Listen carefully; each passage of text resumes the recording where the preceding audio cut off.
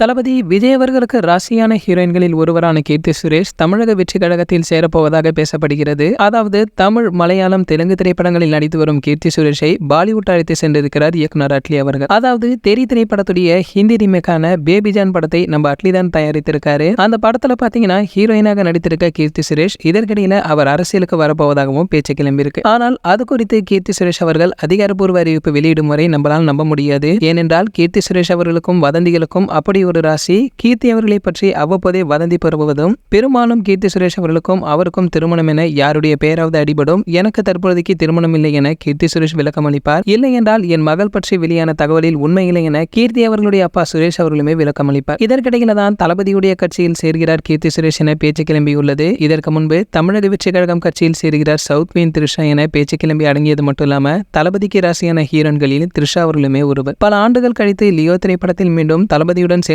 நடித்திருக்காங்க த்ரிஷா அவர்கள். மேலும் கோட் திரைப்படத்துல தளபதியுடன் சேர்ந்து ஒரு பாடலுக்கு டான்ஸ் ஆடி இருப்பதுடன் சில காட்சிகளிலுமே நடித்திருக்கிறார் என ஒரு தகவல்களுமே வெளிவந்திருக்கு. சரி, ஓகே, இது போன்ற நம்ம தளபதி பற்றி வெளியாகும் அனைத்து செய்திகளை நீங்க உடனே தெரிஞ்சுக்க நம்மளுடைய தளபதி டாக்கீஸ் என்ன நம்ம சேனலை சப்ஸ்கிரைப் பண்ணிக்கோங்க. பக்கத்துல உள்ள பெல் ஐகானை கிளிக் பண்ணிட்டீங்கன்னா நீங்க நம்ம வீடியோவை மிஸ் பண்ணாம பார்க்கலாம்.